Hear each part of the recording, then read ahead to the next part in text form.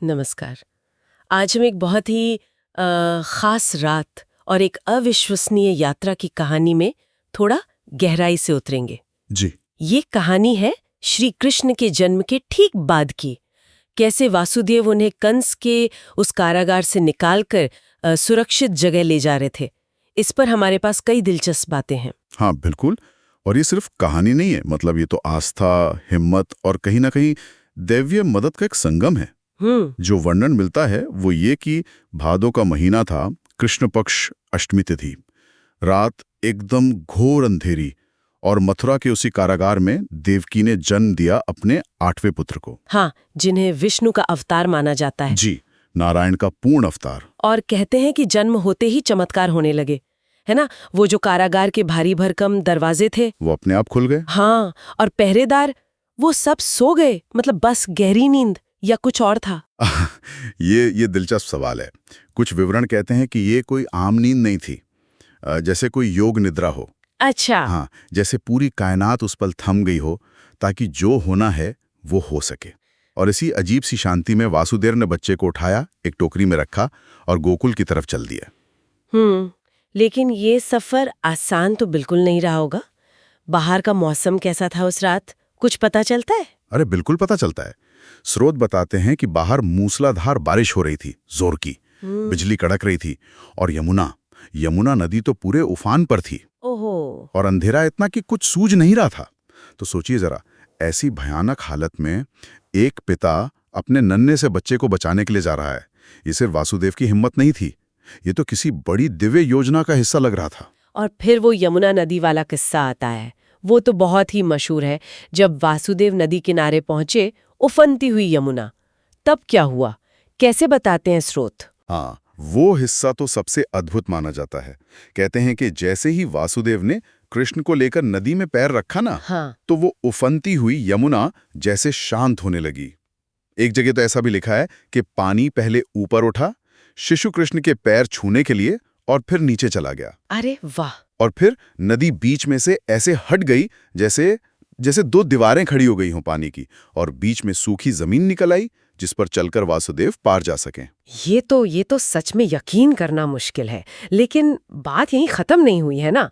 वो जो भयानक बारिश और तूफान था, उससे बच्चे को कैसे बचाया? बिल्कुल, यहीं पर एक और दैवीय मदद का जिक्र आता है। जब वासुदेव नदी पार कर रहे थे तो बारिश शायद और तेज हो गई। तब कहते हैं स्वयं शेषनाग। शेषनाग, वही 1000 फनों वाले? हाँ, वही, जिन पर भगवान विष्णु आराम करते हैं, वो प्रकट हुए। अच्छा, फिर उन्होंने क्या किया? उन्होंने अपने वो विशाल फन फैला लिए और कृष्ण के ऊपर एक छतरी सी बना दी, एक सुरक्षा कवच जैसा। वाओ! नन्हे से कृष्ण को बारिश की एक बूंद तक नहीं छूने दी, तूफान से पूरी तरह बचा लिया। ये नजारा दिखाता है कि ये सिर्फ एक पिता का अपने बेटे को बचाना भर नहीं था, ये तो खुद शेषनाग थे जो अपने प्रभु की रक्षा कर रहे थे। सही बात है। स्रोत यही कहते हैं कि प्रकृति भी और दिव्य शक्तियां भी सब उस यात्रा में मदद कर रही थीं। तो वासुदेव सुरक्षित पहुंच गए गोकुल, वहां क्या हुआ फिर? वो सीधे नंद बाबा के घर पहुंचे और देखिए संयोग, उसी रात नंद बाबा की पत्नी यशोदा मैया, उन्होंने भी एक कन्या को जन्म दिया था। अच्छा, उसी रात? हाँ, उसी रात। और वो कन्या कौन थी? वो थी स्वयं योग माया, भगवान की ही शक्ति, जिन्होंने इस लीला के लिए ही जन्म लिया था। तो वासुदेव ने चुपके से कृष्ण को यशोदा के पास सुला दिया और उस बच्ची को लेकर वापस मथुरा आ गए। और जब वो वापस पहुंचे कारागार, तो सब कुछ वैसे का वैसा हो गया। दरवाजे अपने आप बंद हो गए, पहरेदार जाग गए, जैसे कुछ हुआ ही ना हो। वासुदेव उस कन्या को लेकर देवकी के पास चले गए। इतनी सफाई से सब हुआ कि किसी को भनक तक नहीं लगी। तो ये जो पूरी यात्रा थी, ये सारे चमत्कार, यमुना का वो रास्ता देना, फिर शेषनाग का आके रक्षा करना, इसका गहरा मतलब क्या निकलता है स्रोतों के हिसाब से? देखिए, इसका सीधा सा मतलब है अटूट विश्वास और भक्ति की ताकत, वासुदेव का वो पक्का इरादा और भगवान पर उनका भरोसा।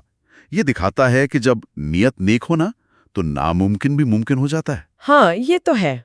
और साथ ही ये कृष्ण के ईश्वर होने का भी प्रमाण है कि उनकी रक्षा के लिए दिव्य शक्तियां हमेशा तैयार रहती हैं।